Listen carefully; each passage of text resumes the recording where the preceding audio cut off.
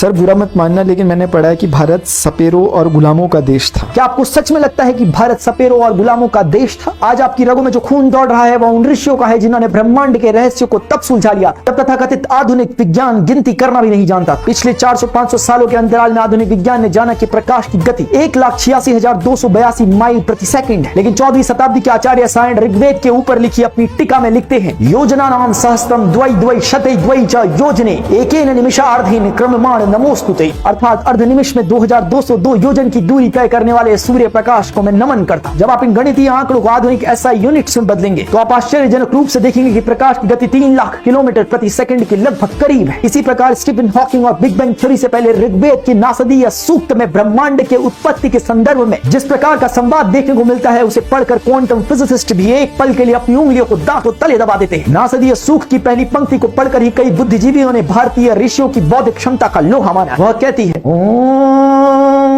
ना सदासिन्नो सदासित तदानीं नासिद्रजो नो व्योमा परो यत्। अर्थात तब ना सत्य यानी एग्जिस्टेंस था, ना ही असत्य यानी नॉन एग्जिस्टेंस था। न वायु थी, ना आकाश था तो केवल उस अंधकार को घेरे अंधकार जिसके भीतर शून्य में छुपी थी वह ऊर्जा। यह बिग बैंग से पहले की सिंगुलैरिटी के संदर्भ में गूढ़ और परावैज्ञानिक विश्लेषण देता है। हमारी नालंदा जला दी गई, हमारी लाइब्रेरीज राख कर दी गई, लेकिन वो ज्ञान आज भी सूक्ष्म रूप से हमारे DNA में जीवित। हम उन ऋषियों की संतानें हैं जिन्होंने विश्व को शून्य देकर पूर्णता प्राप्त करी। हाँ, हम हैं उन सपेरों का देश और हमारे आराध्य हैं उन सर्पराज वासुकी को धारण करने वाले महादेव।